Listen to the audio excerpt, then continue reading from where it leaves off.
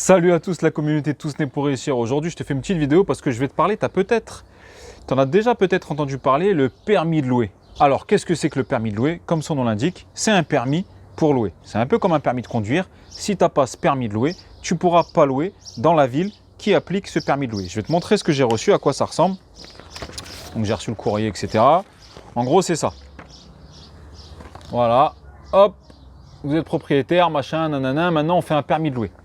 Alors, je vais te dire ce que j'en pense, les avantages, les inconvénients et les conséquences pour nous en tant qu'investisseurs. Donc déjà, pourquoi ils ont fait ça, les villes?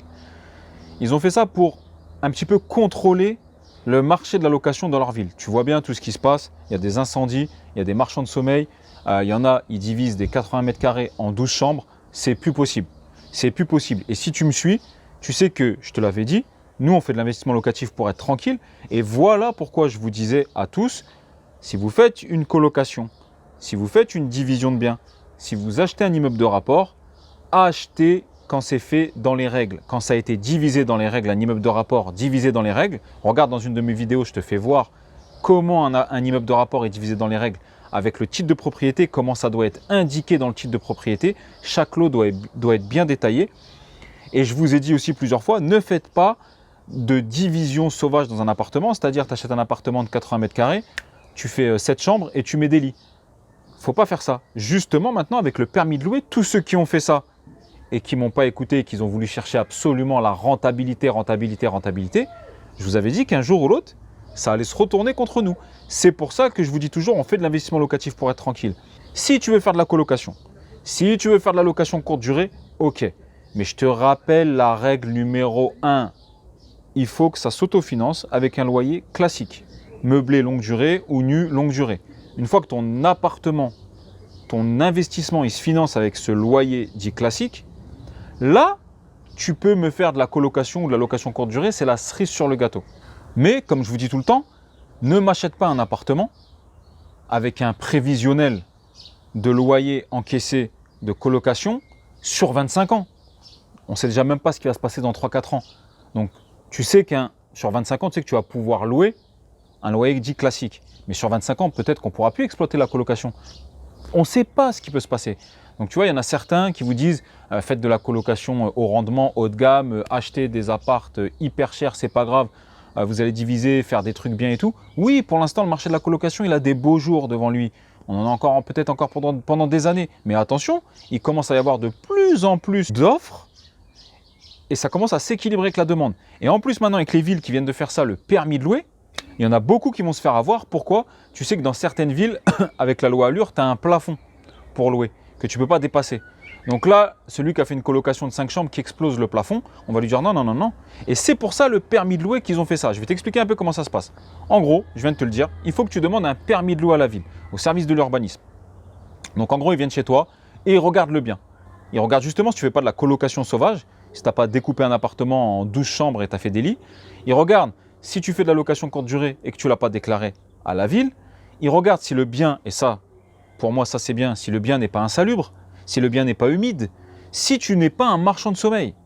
Alors, effectivement, c'est une nouvelle législation, ça peut être chiant. Quoique, si tu fais de l'investissement locatif, comme je t'ai appris pour être tranquille et que tu fais des beaux biens, nous, franchement, on est tranquille et limite, il va y avoir des super avantages pour nous et je vais te dire après c'est quoi.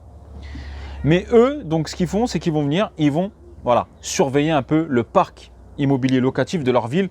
Et en gros, ils ont dit, ça va 5 minutes là, avec ce qui se passe, tous les incendies et tout. Maintenant, on va taper du poing sur la table et on va voir ce qui se passe. Je ne te mens pas, il y a aussi une autre part qui est oseille.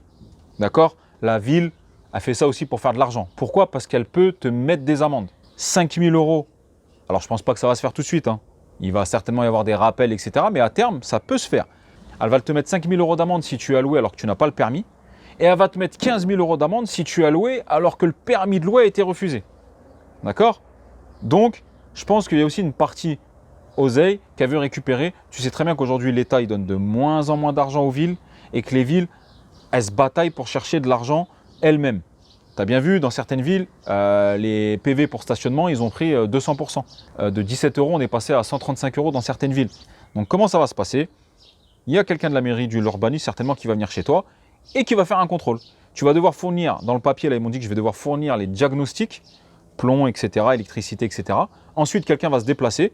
Et puis, bon, si le bien est conforme, moi, j'ai aucune inquiétude, tous mes biens sont tip-top. Si tu fais de l'investissement locatif et que tu te formes avec moi, je te l'ai déjà dit, on veut faire de l'argent, je ne le cache pas, mais on ne court pas à faire de l'argent sans aucune valeur. On n'est pas des marchands de sommeil. Donc toi aussi, certainement que tu as fait des beaux biens. Et dans ma formation, je t'ai montré comment optimiser un bien, comment optimiser la déco, quels matériaux moi je mets, ma déco classique à chaque fois. Donc dans la formation, ça y est. Du coup, si toi, tu es comme moi, que tu as fait des beaux biens, nous, sincèrement, on n'a aucun souci à se faire. Ceux qui vont avoir du souci à se faire, c'est tous ceux qui ont investi des milliers d'euros sur des colocs, par exemple, qui ont divisé en division sauvage, etc. Ceux-là, ils vont avoir du souci à se faire parce qu'ils ont certainement acheté plus cher en se disant c'est pas grave, j'ai 5 chambres à louer à 400 balles, je vais rentrer 2000 euros pendant 25 ans et je paye 1400 euros de crédit. Mais une fois que ça va être fini, quand ils vont voir que leur truc, que ça se loue 900 euros, qu'ils y sont à 500 euros de leur poche, là, ils vont être dans la merde. Et là où nous, c'est une bonne affaire pour nous, ça va se transformer en bonne affaire finalement, cette chose-là, ce permis de louer, pour nous investisseurs, c'est que là, il va y avoir des affaires sur le marché. Il y a des gens qui vont se taper des amendes, il y a des gens qui ne voudront pas refaire les biens parce qu'ils sont insalubres, où il y a de l'humidité, etc. Et là, il va y avoir des affaires à vendre. Il va y avoir des bons coups à faire.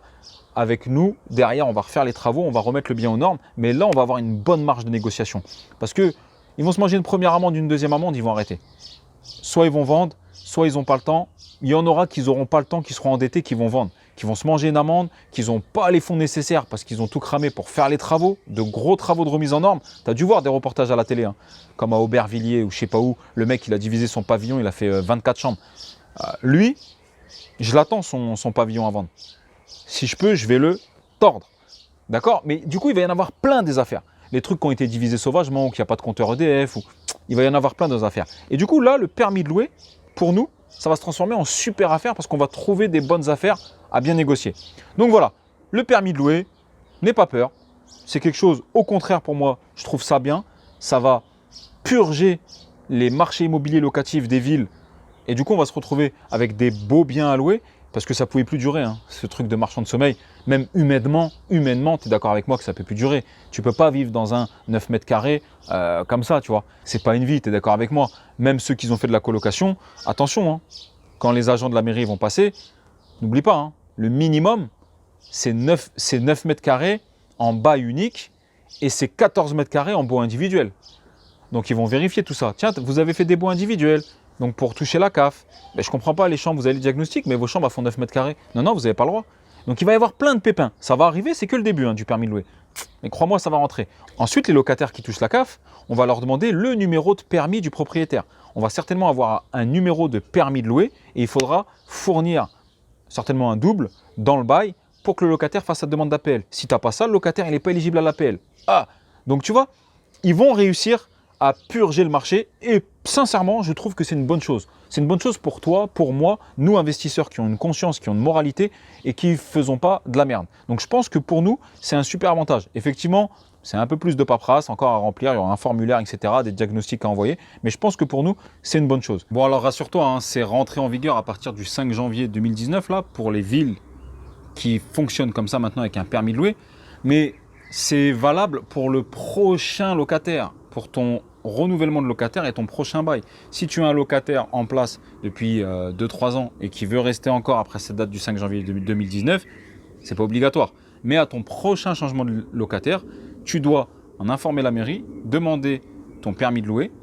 Il y a un formulaire à remplir dedans, l'urbanisme, demander ton permis de louer et ça sera valable pour le prochain changement de locataire. Alors si tu ne le fais pas, comme je t'ai dit, si jamais ton locataire nouveau demande l'APL, il risque d'être embêté parce qu'il n'aura pas le numéro de ton permis à transmettre à la CAF.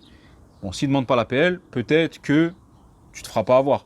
Mais mets-toi directement en règle. Encore une fois, je répète ma phrase, on fait de l'investissement locatif pour être tranquille. Donc, mieux vaut se mettre en règle. Nous, on n'a rien à craindre, on fait des beaux biens. Donc, au contraire, le fait d'avoir notre permis, c'est même un atout pour nous. C'est de dire, voilà, on loue, même peut-être un peu plus cher, et on met dans l'annonce permis de louer délivré. Ça veut dire qu'on loue des beaux biens. Donc voilà, je te remontre. C'était le permis de louer. Vous êtes propriétaire. Donc ne t'inquiète pas, tu vas peut-être recevoir ça. Les villes commencent à l'appliquer. C'est à leur bon vouloir, mais je pense que ça va vraiment se généraliser. Donc voilà, c'était une petite vidéo pour t'expliquer qu'est-ce que c'était le permis de louer. J'espère que cette petite vidéo t'a plu. Si elle t'a plu, comme d'habitude, mets-moi un petit like. Moi, ça me pousse à te faire d'autres vidéos. Ça me met en avant sur YouTube. Si jamais tu veux rejoindre notre groupe WhatsApp et moi, et du coup notre formation, tu trouveras tout le lien, tout est en description. Notre groupe, il est en train de grossir. C'est vraiment, si vous me regardez là, les gens du groupe, je vous embrasse vraiment. Vous êtes des gars, des filles en or. On rigole, on se donne nos bons plans, on se donne nos astuces, on se pousse, on s'aide. Je vous aide étape par étape, vous avez vu. Confirmez-le, hein. Dites-leur bien que je suis bien là, que ce n'est pas du pipeau, que je suis bien là étape par étape, que ce n'est pas un mastermind à 4 900 € ou 25 000 € comme certains. Je vous accompagne étape par étape parce que c'est ma passion, parce que j'aime faire ça et parce que je veux aider le maximum de personnes comme nous, comme je dis toujours, n'est pas très riche, mais né pour réussir. Voilà, j'espère que cette petite vidéo t'a plu. Je te fais un gros bisou, je te dis à très bientôt. Ciao!